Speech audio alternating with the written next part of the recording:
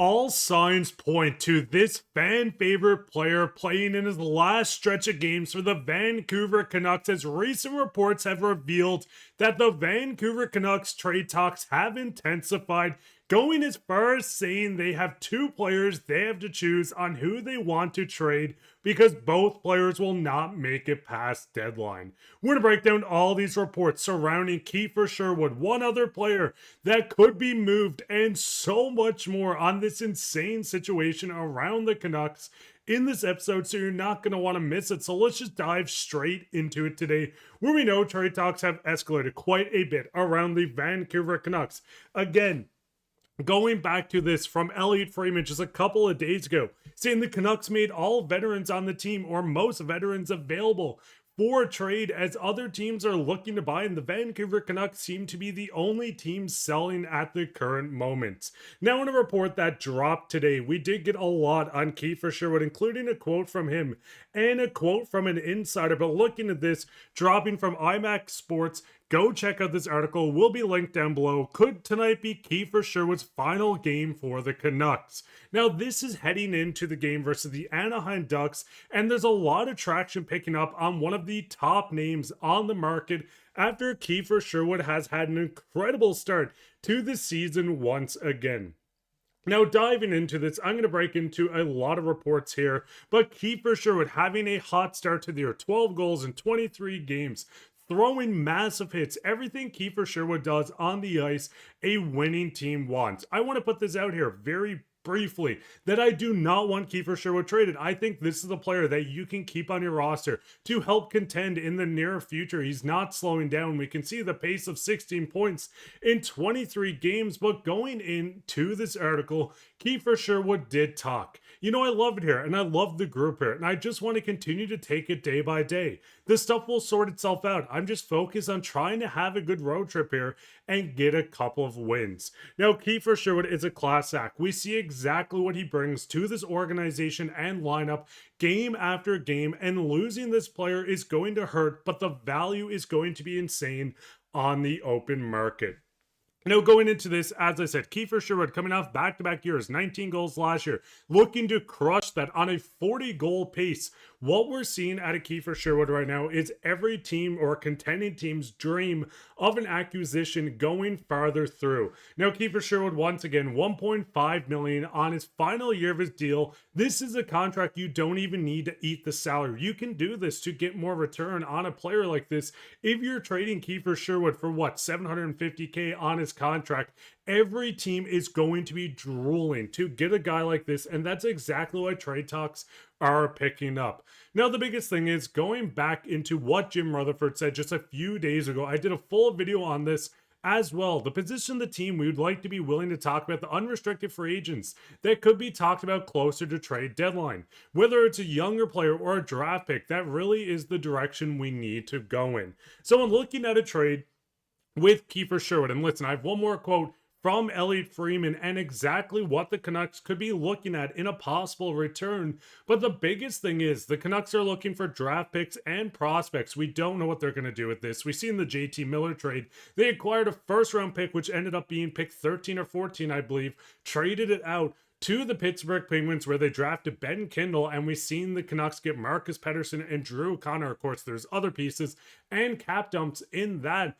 But the biggest thing is the Canucks are looking at a world where they can add prospects and picks to their cupboard, something this team hasn't had for quite some time, and moving on from Kiefer Sherwood might be the start of it. Now listen, Evander Kane's in trade talks, Teddy Bluger, Tyler Myers, there's so many, but going in to an offer that I looked at just earlier when we seen the Toronto Maple Leafs discussing, I know this is not a video on them, got Scott Laughton, a fourth and a sixth, in exchange for Grabankin and a first. Now with this, I could see Kiefer Sherwood fetching a lot more than this on the open market with the Vancouver Canucks as they're looking to move him. Listen, once again, I'm not going to say that Scott Laughton's a bad player, but when looking at the production through and through, you can see 27 points, 39, 43. You can see the points he put up, having a career high of 18 goals. Kiefer Sherwood had 19 goals last season, and he has 12 at the very moment. when you're adding this on with what he brings to an organization, not only off the ice, but on the ice, breaking the record for most hits in a single season just last year, and going into the numbers, 98 hits in 23 games with 12 goals already. This player is better than someone like Scott Laughton, who was traded for a first-round pick and a prospect. So now when looking at this, Scott Laughton did have some retained salary. Once again, you can retain on Sherwood. You probably like to keep it for a Vander Kane or another bigger contract as you're looking to get as much as you can and send them to a contender that might be willing to empty their pockets for a guy like this. But when looking around everything that happens with this player, you get the rights to sign him. You have until July 1st. If the Canucks do trade him to a new team, they have not only the rights, but a playoff run with Kiefer Sherwood, who can make him break a series. We've seen what he was like on the Nashville Predators, have made the playoffs with him on the team, but he was a thorn. He was hard to play against. We've seen Quinn go out to bat for this guy to say, we need a player like this. What did Patrik Allvin do? Go out and get one of the best signings in free agency. But these reports fall back on Elliotte Friedman saying, if they move Kiefer Sherwood, it makes a lot more likely, I think, Connor Garland stays. Unless they get an offer they really can't say no to, I'm not convinced they want to do that. So it does seem like this is a Canucks team that says, hey, if we're going to move on from Kiefer Sherwood, this great player in the organization that's on a 40-goal pace, a very high shooting percentage, of course, they're going to look to keep Connor Garland on this roster. And it makes me almost feel that it's going to come down to a bidding war. Listen, Connor Garland and Kiefer Sherwood, I'd love to keep both.